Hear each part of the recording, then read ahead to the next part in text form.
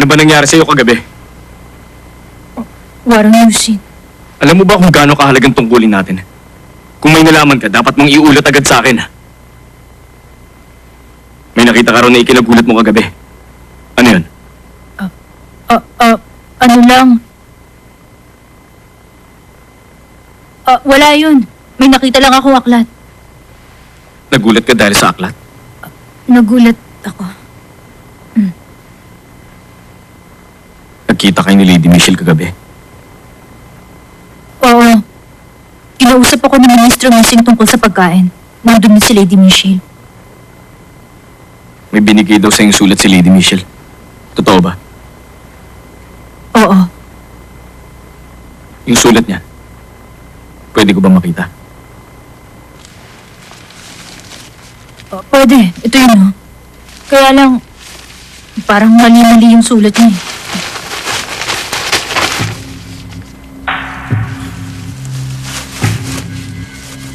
Lahat ng mahahalagang salita nabura na.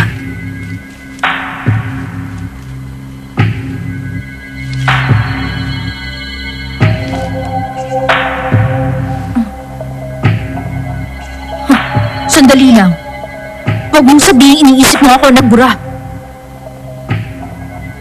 Epong, ba't wala na akong marinig sa loob? Ay, naku, tumapit ka. Ako makikinig. Pwede ba huwag ka na magsinungaling? Saan ka nagpunta kagabi? Bakit wala ka rito? Si Lady Michelle bang katagpo mo? At bakit puro-pura tong sulat?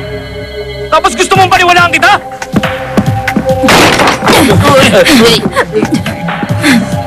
Huwag kang maniwala kung ayaw mo. Huwag mo na rin akong ituring langdo mo kung naghihinala ka. Ba't hindi mo maipaliwanag kung ano nangyari? Ano pa bang gusto mong paliwanag? Sinabi ko na sa'yo kung ano nangyari. Maghapon akong abala dahil sa mga pinagawa sa akin ni Ministro Missing. At nung pinatawag niya ako, nagkataon namang nandun si Lady Michelle. Sulat? Binigyan siya ni Lady Michelle ng sulat? Opo. Kapag may kinagigiliwang nando si Lady Michelle, mabilis pong kumakalat sa palasyong ganong balita. At si Docman? Siya ang nandong kinagigiliwan ngayon ni Michelle? Opo.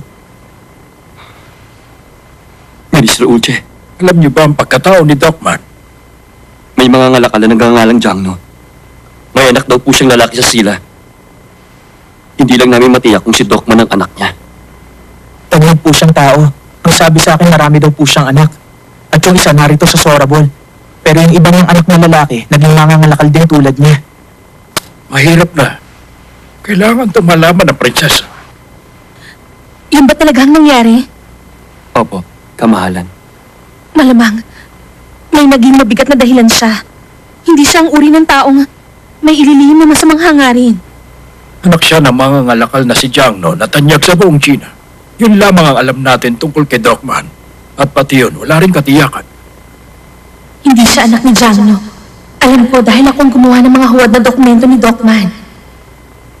Pero paano kung... Ang bulaklak ng plum ni Saddam ang pinagkatiwala mong ipagawa kay Docman. Isang napakabigat na tungkulin. Ano pong ibig niyo sabihin?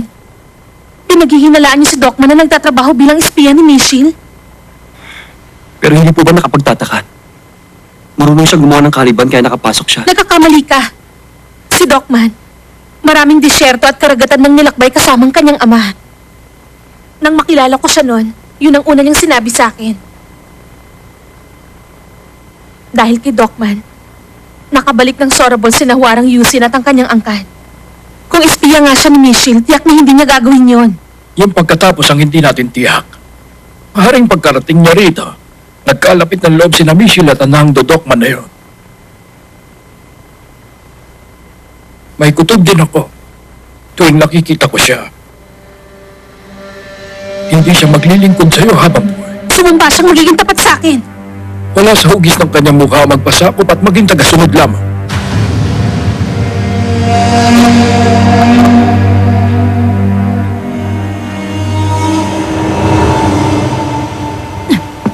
Ano? Ha? Pati kayo naghihinala sa akin? Hindi naman siya ganun. Anong balak mong gawin? Sa ano? Yak nang papapaalis ka rito. Kilala mo si Warang Yusin, di ba? Oo, kilala ko siya sa yung warang natin na walang tiwala sa akin. Nawawala ka kasi. Ano ba talaga? Wala ka talagang ginagawang kakaiba? Kakainis. Huwag nga kayong ganyan. Dokman, doon ka raw sa bahay ng mga mangangalakal pumunta ngayon. Oo. Wala akong ginagawa masama! Diyan na nga kayo.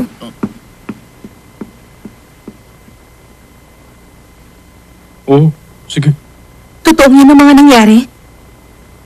Opo. At tumanggi rin si Docman na sabihin ang lahat sa'yo? Opo. Maaari kayang tama si Ministro Uche. Ayokong maniwala. Akong kakausap sa kanya, dalhin mo sa akin si Docman. Pero, kamahalan.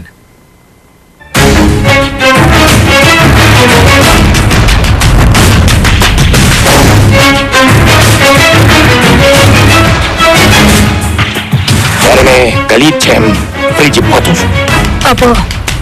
Naiintindihan ka niya kahit na tinagsalita mo? Malalaman natin pag malamigan talaga siya. Sensok, hindi ka na nakakakita. Patawad, Lady Michelle. Hindi kita hahayaan sa kanyang kalagayan. Sino yung kasama mong babae? Bantayan yung bawat kilo si Docman. At iulit mo agad sa akin. Joke mo. Hindi ba malito? Kaibigan natin si Docman, eh. Ayoko nang dito. Eh, mo gusto ko rin yung pag-espiya natin.